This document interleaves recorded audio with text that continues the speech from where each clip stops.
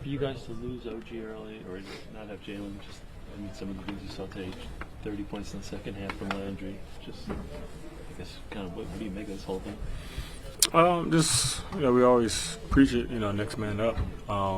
And games like this shows you, like, we're not just saying it. Like, we actually mean it. We know everybody in this locker room is capable of having big nights, capable of contributing. So when guys go out, obviously we don't want that. But, the next one's ready to step up and, hoop with that opportunity. 31 from Cat in the first half alone. Just what did you see from him from the scoring standpoint that got him off to that start? I don't know. I saw him miss a free throw that would have given him 40. So that's all that really mattered.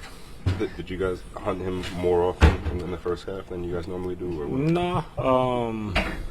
I think he got going. He hit a couple threes, a couple tough threes, and it was one of those games for him. So obviously he's a huge part of what we're doing offensively, and when he's able to knock down shots like that, he's impossible to guard.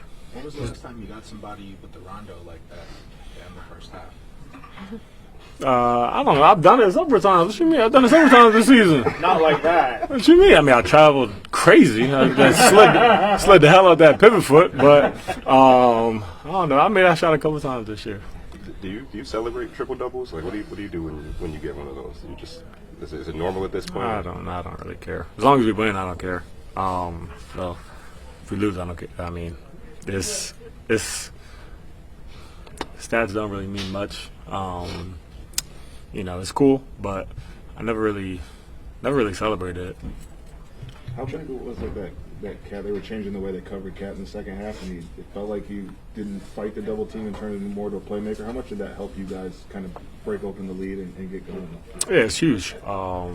Because obviously, like I said, he commands so much of a gravity defensively. So when he's able to obviously knock down shots and then his ability to tie off the dribble, and then when they throw two at him, he's able to play make. And I would love if he keeps two hands on the basketball and stops trying to act like Michael Jordan. But that's huge because obviously he has good vision and the good passer. What does it say about your team that you lost two starters today and still went out and played so well? Yeah, I mean, it's the same one that, kind of like that I answered earlier, man. It's just like the next man up mentality. Everyone in here, like I said, is capable of contributing and having big nights. And,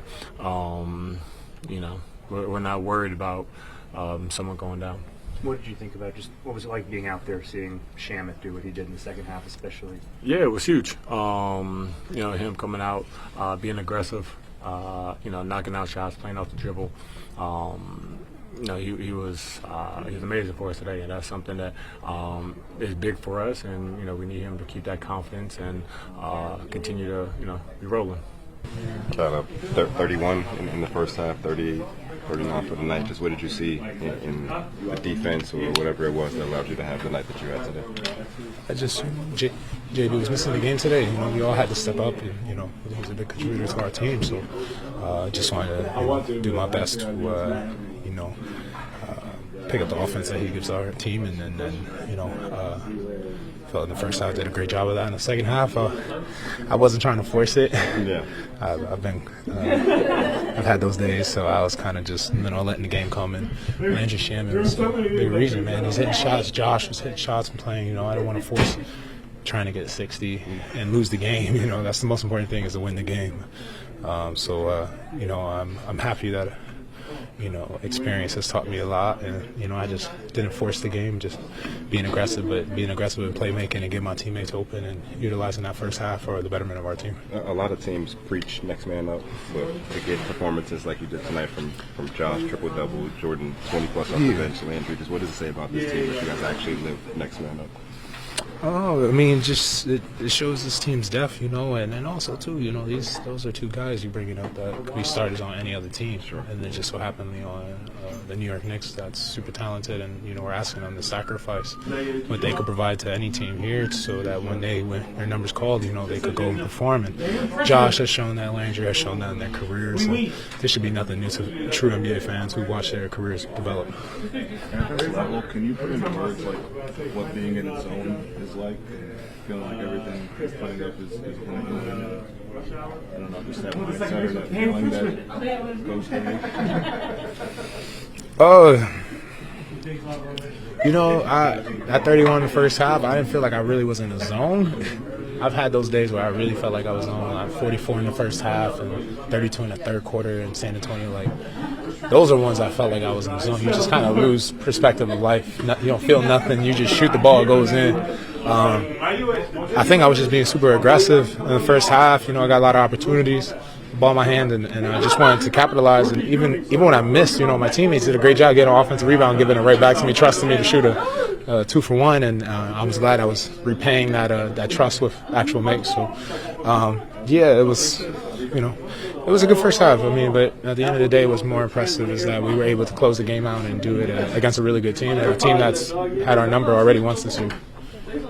To that end, after the Grizzlies game, Jalen said that you guys do have to close out games better. How do you assess the way you close it out, especially from Landry, who I think gave you 15 in the fourth? I mean, he was special. He was special, and just like you guys bringing up my first half, it was his fourth quarter. You know, when he's the hot hand, you got to give him the ball, and he provided a spark for our team and gave us that comfort level where, you know, we just felt we just needed to get stops and kind of get the ball, you know, flowing through our offense, and if it landed in Landry's hand, you know, we felt good about our chances. So shout out to Landry Shamet, man. He was special tonight. How far out do you go before you have to change your jump shooting form? Half court, past half court.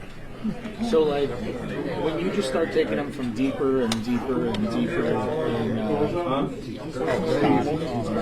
when you start taking deeper threes, are you like thinking anything like that? I just catch the ball and shoot it. Just feels comfortable to me at this point in my career. You talk about you've had 31-point games, 30 and a half though.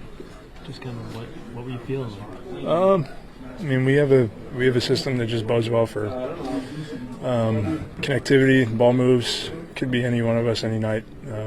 So I think we were just playing within our system, and you know, sometimes shots find you.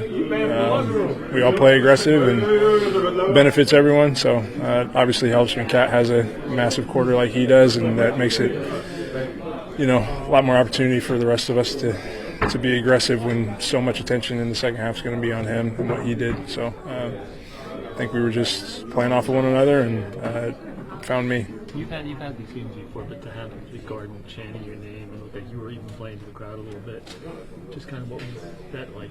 I think these fans know I love them, and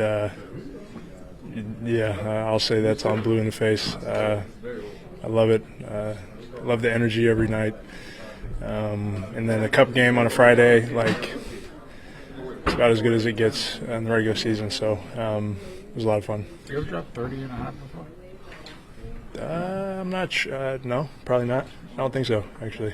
Are you aware of that when it's happening? No. Personally, just, you know, I think all of us, that's what makes this group special. We got a lot of guys who just care about winning, you know, and whatever it takes. We had Jalen out. We lose OG early there, and we got great contributions across the board from everyone, you know. So it's a mentality we have to have and we'll continue to have. And, you know, it's next man up, and a lot of teams talk about that, but, you know, I think this group really embodies it, and we'll continue to. What has it meant to you just to, you know, you clearly have Mike's trust just with the amount of playing time you're getting, the starts earlier in the year. Just what does that kind of do for you too? Yeah, I mean, it's great. You know, my mentality largely goes unchanged. I just want to come in and contribute, whatever that looks like night to night. Come in and help us try to get wins. That's my mentality, and I know that's going to look different night in and night out, and we all do. So, you know, we continue to hang our hat on that. Did you do anything differently or change your approach coming into this game, given that JB was out? No. Approach, mentality, all that has to stay the same regardless of game, who you're playing, circumstance, stays the same. What did you think of the first half of Cat? I mean, when he's aggressive like that and has things flowing for him early, good luck, you know. Like I said, you know, him doing that opens up so much for us. The gravity of him at the top of the floor, you know, it's hard for Ware to run to the rim. He's a great rim protector. So then the big has to stop short. That opens up driving lanes for the rest of us. We got a lot of layups in the second half because bigs are worried about him up there. You can't really protect the rim like you want to. So just his gravity, when he's aggressive early like that and it's going for him, it helps us so much. Sort of a follow-up to the next man up thing, with two guys being out, what's kind of the value, I guess, of guys getting to have the opportunities they did today? How can that benefit the season, over the course of the whole season? Yeah, getting reps, high reps in meaningful game situations down the bench, we're going to have we're going to have situations later in the year and in the playoffs. It happens, time and time again where if somebody gets thrown into a situation due to whatever, foul trouble, injury, whatever the case may be.